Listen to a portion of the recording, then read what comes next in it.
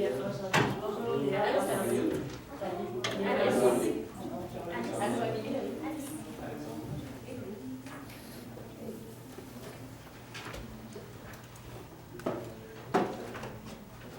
Bonjour et bienvenue au mandat RH. Pouvez-vous confirmer votre lettre d'équipe? Est-ce que vous préférez la lecture de règlement en français ou en anglais?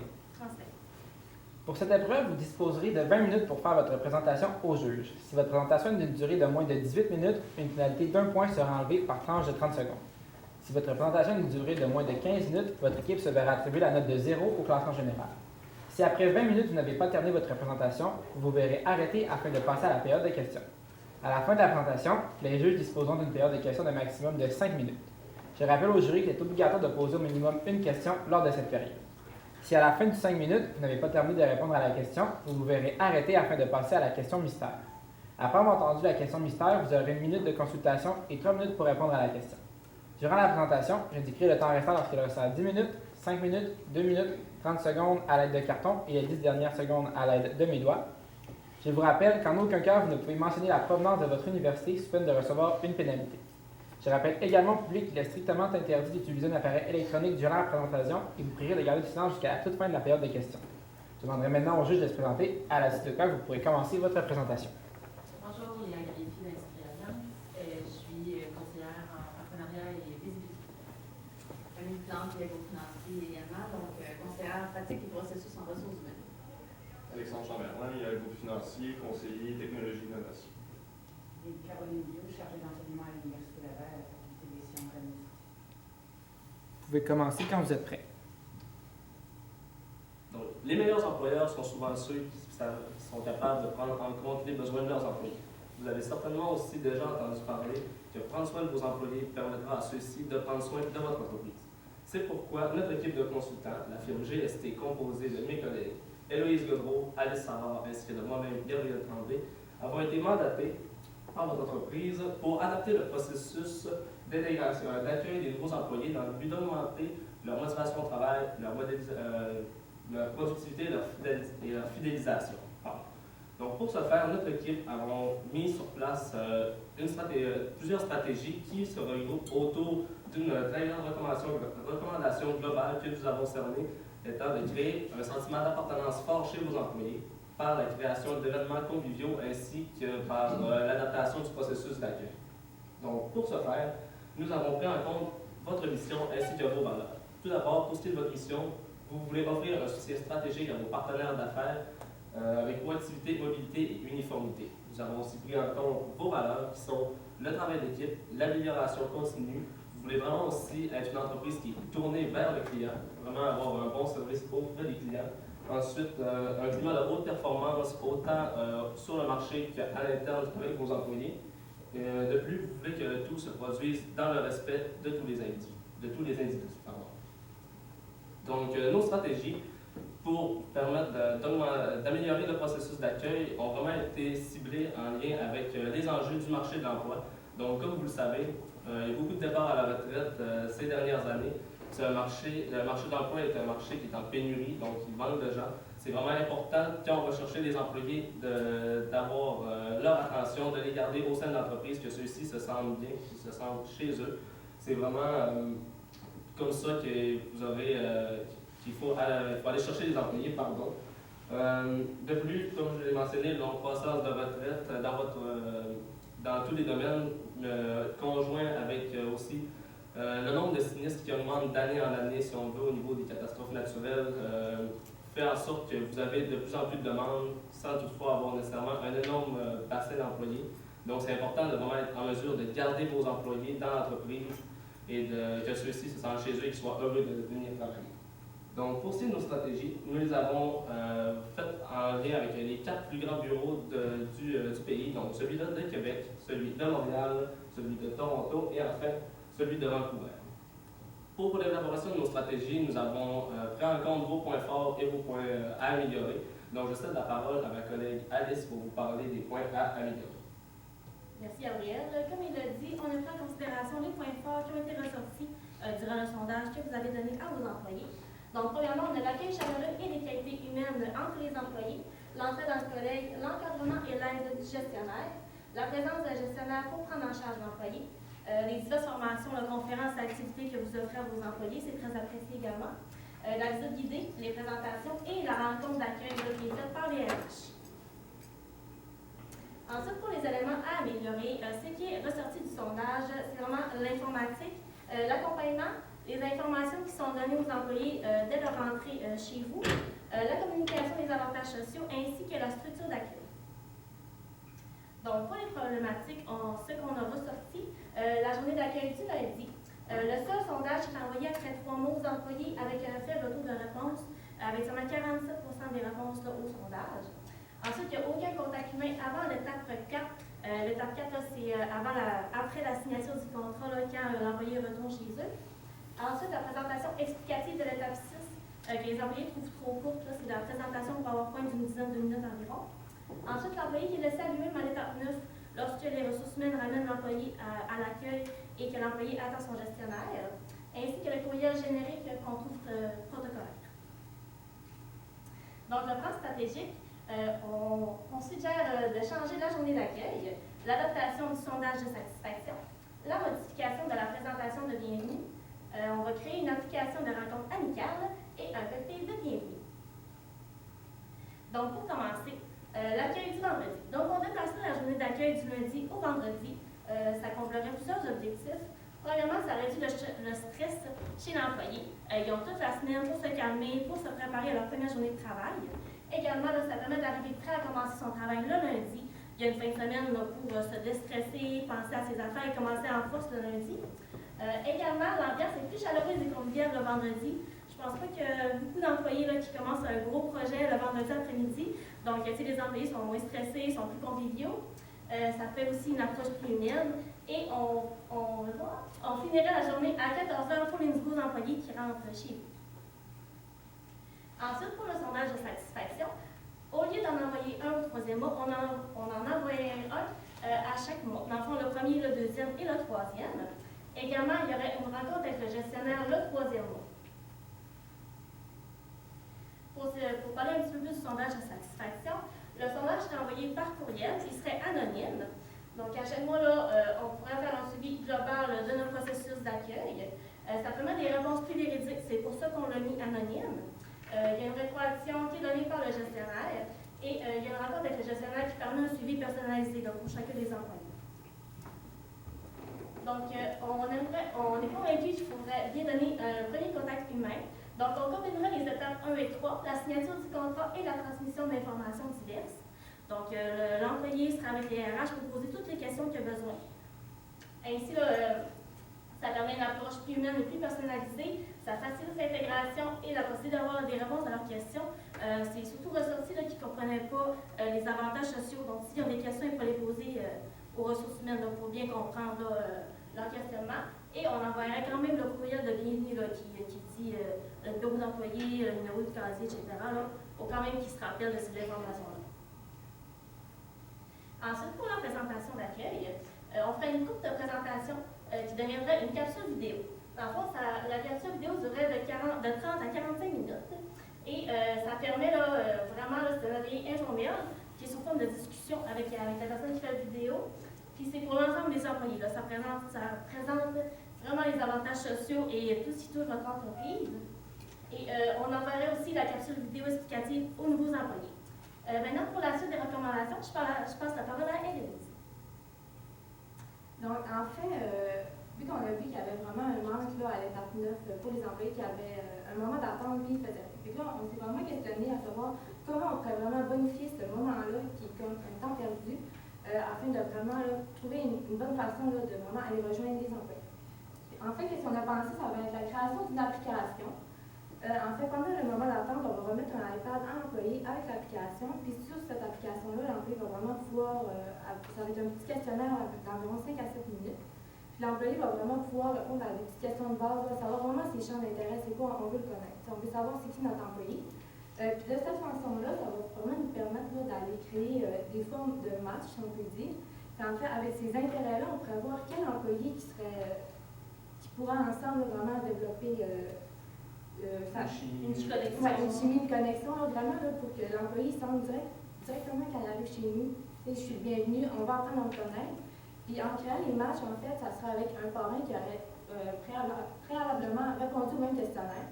Puis en fait, on pourrait vraiment voir les intérêts communs ensemble. Donc le parrain, là, ça pourrait vraiment faciliter la discussion entre les deux collègues de travail. Là, comme ça serait moins un arrivé direct là, avec un nouvel employé. Puis en fait, le questionnaire serait vraiment rempli là, dans l'espace IA que je vais vous parler tout de suite. Dans le fond, actuellement, là, c'est le gestionnaire là, qui prend le rôle de parrainage pour les employés. Puis, présentement, là, les employés sont vraiment laissés à eux-mêmes. On voulait vraiment développer là, quelque chose qui pourrait pallier à ça. En fait, notre solution, ça serait d'enlever le rôle de parrainage au gestionnaire, puis vraiment là, ajouter un intermédiaire entre le gestionnaire et l'employé. Comme ça, s'il y a des questionnements ou quelque chose qui n'est pas à l'aise à les poser directement à son gestionnaire, s'il est gêné ou s'il peut-être des petits problèmes, comme ça, le parrain, lui, pourrait faire l'intermédiaire entre les deux. Puis ça serait vraiment là, des employés du même niveau qui seraient volontaires là, vraiment pour faire ce système de parrainage-là. Parce qu'on veut vraiment des gens qui sont intéressés à former des niveaux puis à vraiment être près de. Si je peux me permettre, vraiment, le but du parrain va vraiment être plus un rôle de coaching, si on veut. Donc, En fait, c'est ça, exactement ce que mon collègue vient de dire. Là, le but du système de parrainage, c'est vraiment de faire du coaching. Parce que l'employé se sent présentement laissé à lui-même dès qu'il prend en charge par le gestionnaire, même s'il est présent pour le parrainage, il y a vraiment un manque. Ça serait vraiment de faire du coaching, comme ça, s'il y a des informations à propos de l'emploi et les avantages sociaux, là, ça serait vers le parrain qui pourrait se tourner. Puis si le parrain voit vraiment qu'il y a un problème qu'il n'est pas capable de gérer, bien là, il pourrait se référer au gestionnaire qui est tout de même là au cours du processus. Puis ça serait vraiment de pouvoir interagir avec quelqu'un qui a de l'expérience dans l'entreprise, qui connaît comment ça marche, puis qui connaît comment ça fonctionne présentement. En fait, les bienfaits, c'est sûr, ça apporte des bienfaits au nouvel employé qui va se sentir plus à l'aise, mais c'est aussi pour l'employé qui va être le parrain, ça va lui donner une bonne expérience de gestion. Il va pouvoir savoir un peu comment faire la gestion des problèmes, comment ça marche le processus d'accueil dans l'entreprise. Ça permet vraiment d'avoir une personne neutre pour discuter, puis comme on parlait auparavant, là, avec l'application, avec les matchs et les intérêts, ça va être plus amical là, que d'aller parler directement à son gestionnaire, là, comme ça vraiment que c'est son supérieur hiérarchique.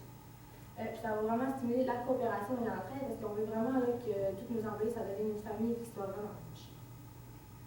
Donc par la suite, en fait, là, l'employé, pendant qu'il patiente, qu'il va remplir le sondage, on veut que ça soit dans l'espace vivant IA. En fait, là, on a pensé à l'espace vivant, c'est vraiment basé sur les plans vivants que vous créez à vos clients. Nous, on a décidé de créer un espace vivant pour nos employés.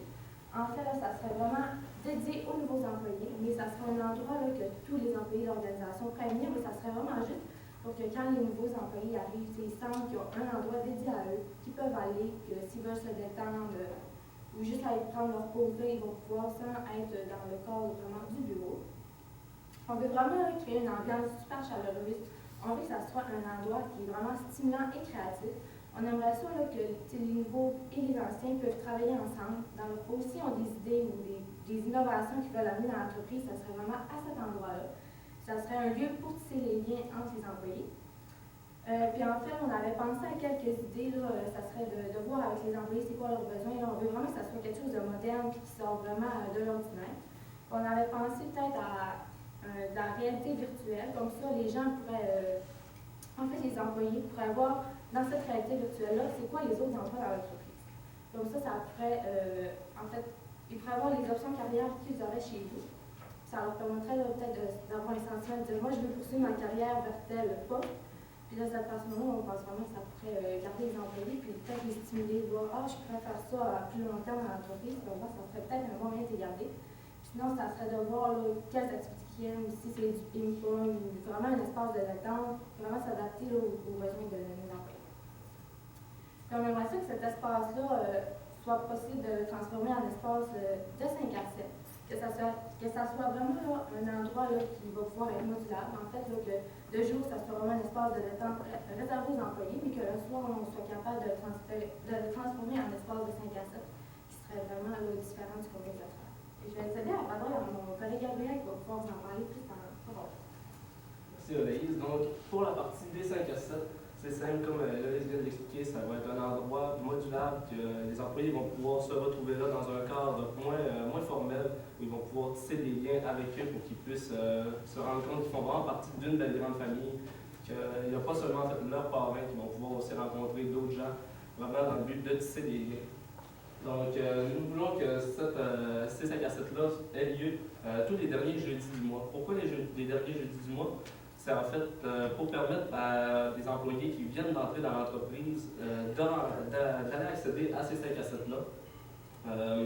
Comme ça, il va y avoir des employés qui vont faire seulement qu'une semaine qui sont arrivés dans l'entreprise, d'autres vont faire 3 à 4 semaines, mais ça ne sera jamais vraiment un trop gros débalancement pour les nouveaux employés. Donc, ils vont toujours pouvoir se référer avec des personnes un peu qui ont moins d'expérience dans l'entreprise, qui vont pouvoir, en fait, ils vont avoir les mêmes, si on veut, un peu les mêmes appréhensions, les mêmes craintes, mais ils vont pouvoir se partager ça entre eux. Et en allant rencontrer des nouvelles personnes qui voudront aller au 5 à 7 et pourront se sentir plus inclus dans l'entreprise.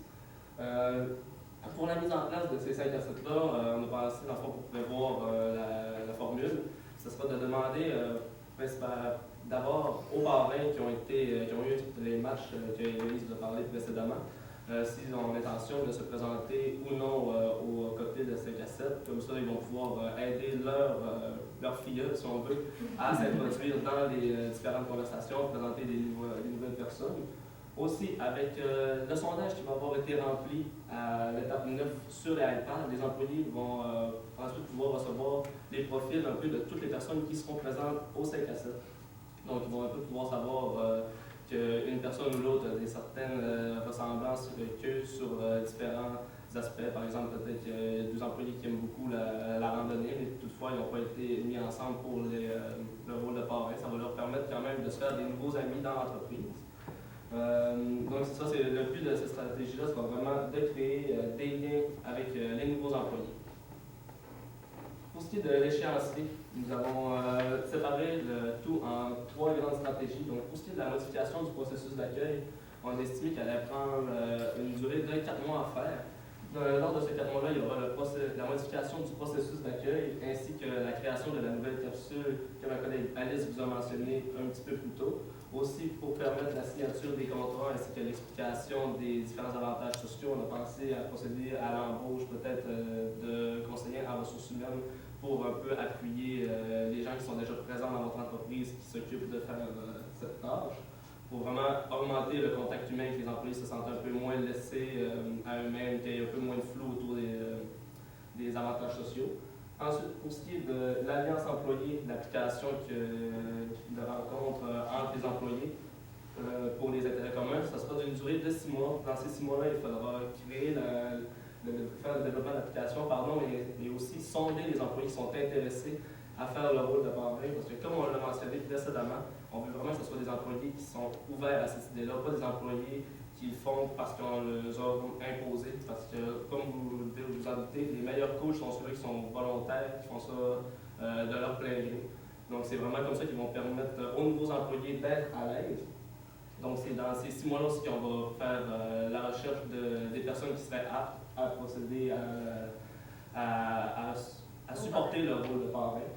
Enfin, pour ce qui est de l'espace vivant IA, où on veut que les employés puissent aller se détendre et de moduler le tout en espace 5 à 7, on estime une période de 8 mois. 8 mois, ça va prendre en fait en compte de faire les plans, réaliser ceux-ci, ainsi qu'il faudra procéder un peu à l'explication aux nouveaux employés de comment ça va fonctionner, qui va être présent, tout ce qui est de la logistique autour de tout ça. Donc maintenant, si on parle un peu des chiffres, pour nos 3 stratégies, nous avons un budget total, nous avons estimé que le budget total serait de 835 000 pour vos 4 bureaux. Donc, tout d'abord, nous avons la modification du processus d'accueil à 350 000 $. Ensuite, l'application de l'alliance employée à 85 000 $. Enfin, pour ce qui est de l'espace vivant IA, ce sera de 400 000 $. Donc, pour ce qui est de la modification du processus, la production de la vidéo coûtera environ 10 000 $ à faire. Donc, ça inclut l'équipe de tournage, ça inclut aussi les personnes qui seront à porter, en fait, à monter cette vidéo-là. Enfin, tantôt, je vous ai mentionné qu'il va falloir procéder à l'embauche de nouvelles personnes au niveau des ressources humaines. On a considéré qu'une seule personne par bureau allait être suffisant. Donc, avec des salaires d'environ 80 à 85 000 $, puisque selon nos recherches, c'est ce que les conseillers en ressources humaines du haut de l'échelle gagnent, puis on veut vraiment que les gens que vous allez aller chercher pour vous appuyer dans ce processus-là soient des gens qui sont vraiment au courant du marché, qui connaissent le tout. Ensuite, pour ce qui est de l'alliance employée, le coût total sera de 85 000 il faudra procéder à le développement de l'application qui est estimé à 60 000 ainsi que l'achat de 10 iPads par bureau. Comme on sait, vous accueillez jusqu'à 35 employés des fois dans le même bureau, donc ça permet, il faut vraiment avoir un grand nombre d'iPads. Enfin, nous avons, pour ce qui est de l'espace vivant IA, un budget de 400 000 dans le fond 100 000 pour chaque bureau, procéder à l'aménagement des plans, acheter les différents aménagements, les divans, les tables, toute la décoration, ainsi que peut-être le système de réalité virtuelle que Héloïse vous a mentionné. Donc maintenant, je cède la parole à Héloïse pour un bref retour sur notre présentation. En fait, aujourd'hui, on avait un mandat de vraiment adapter le processus d'accueil des nouveaux employés afin d'augmenter la positivité, la motivation au travail et la fidélisation. On vous a recommandé vraiment de créer un sentiment d'appartenance au sein de l'entreprise avec des événements, mais aussi d'adapter le processus d'accueil qu'on a présentement. En fait, là, on vous a proposé 5 grandes stratégies. Ça va être de changer la journée d'accueil qui est présentement le lundi, de la changer le vendredi. Ça va être d'adapter le sondage de satisfaction pour aller rejoindre vraiment plus d'employés. Puis ça reflète vraiment plus les réponses qui reflètent plus le processus qu'on a présentement, avoir des bons commentaires. Ça va être de modifier aussi la présentation de bienvenue, que ça soit plus clair pour les employés, que ça soit qu'on ait vraiment plus les rejoindre, et qu'ils soient plus au courant de vraiment qu'est-ce qu'on va faire dans l'entreprise. Ça va être aussi de créer une application de rencontre amicale pour créer des matchs avec le système de parrainage, de faire un cocktail de bienvenue pour que tous les employés se retrouvent ensemble. Vraiment, ces stratégies-là, ça amène une approche humaine, une expérience de candidat unique et de l'amélioration continue dans votre entreprise. La présentation est terminée. Donc, on va poursuivre à la période de questions. Merci beaucoup. Moi, je vais avoir une question par rapport à la journée d'accueil que vous avez passée le vendredi. Si on imagine que je viens d'une autre entreprise, que j'ai posé mon préavis pour pouvoir justement commencer un lundi et terminer mon autre travail le vendredi précédent, je fais comment? Pour ce faire, en fait, c'est vraiment quelque chose qui va être parlé dès le début du processus d'embauche. En fond, dès le premier contact que vous allez avoir avec les clients, pour avoir fait passer des entrevues, leur mentionner simplement que la journée d'accueil pour les nouveaux employés se passe le vendredi. Donc, ils vont devoir prendre ça en compte lors du préavis qu'ils vont donner, le préavis de départ qu'ils vont donner à l'entreprise actuelle. Moi, je me demandais pour trouver son parrain, je comprends que c'est par application, ça fait ça un peu comme un match. Mais l'application, on leur donne le vendredi quand ils arrivent, donc puis là, on leur présente leur parrain tout de suite. Dans le fond, le parrain, il faut qu'il soit disponible. En fait, c'est juste que les deux candidats, peut-être que ça n'a pas été mentionné, là, mais les deux candidats vont comme avoir une alerte qui ont eu un match. Okay. C'est de cette façon-là, parce qu'on veut vraiment qu'ils se rencontrent, si possible, là, au 5 à 7, dans un contexte qui est moins professionnel. c'est ça, que ça soit plus amical, qu'ils puissent vraiment plus apprendre à se connaître. Mais tout de même, l'employé, dans ses semaines de travail avant le 5 à 7, là, il va avoir quand même le courriel de la personne, il va quand même savoir c'est qui, s'il y a des questions qu'il veut l'appeler. Les deux personnes vont être au courant. OK. Pas juste de venir se présenter tout de suite quand il y a un match, par exemple. OK.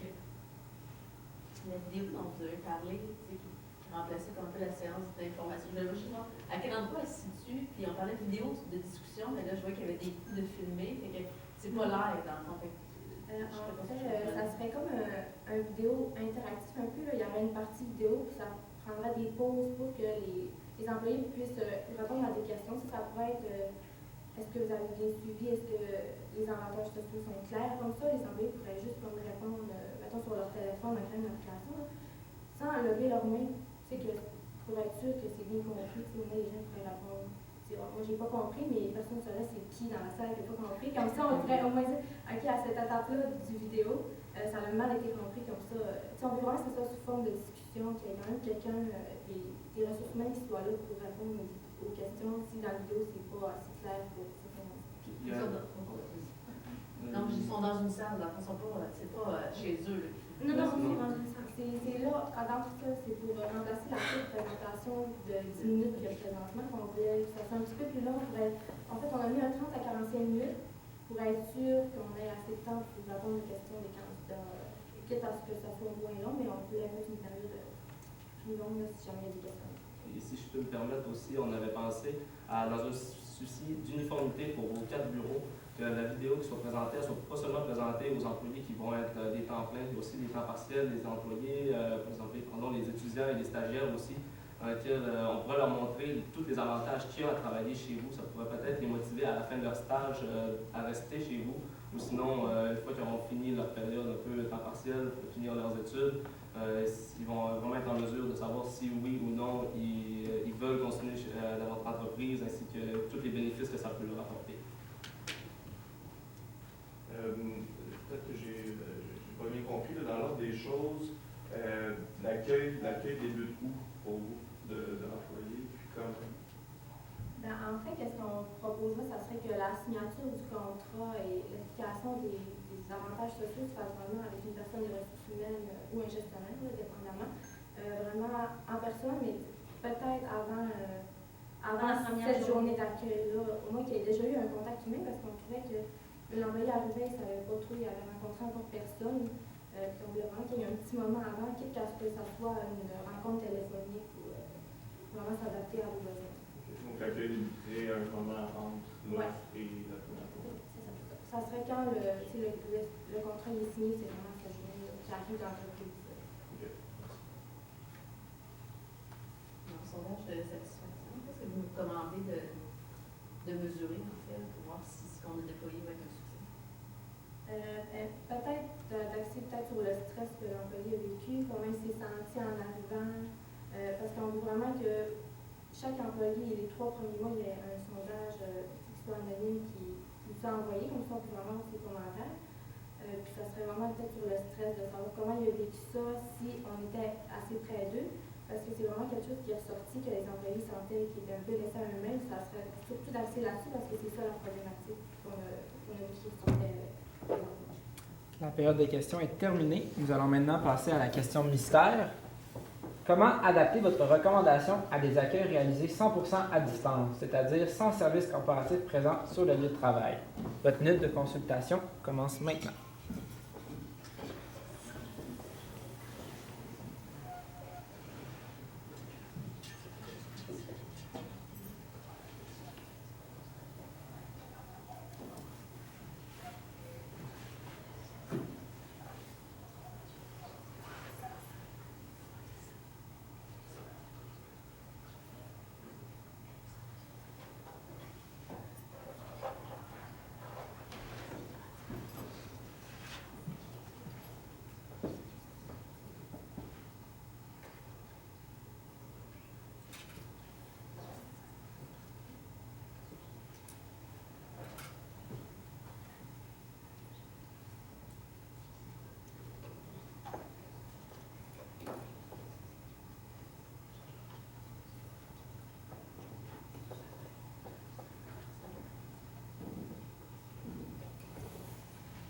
La période de consultation est maintenant terminée. Vous disposez de 3 minutes pour répondre.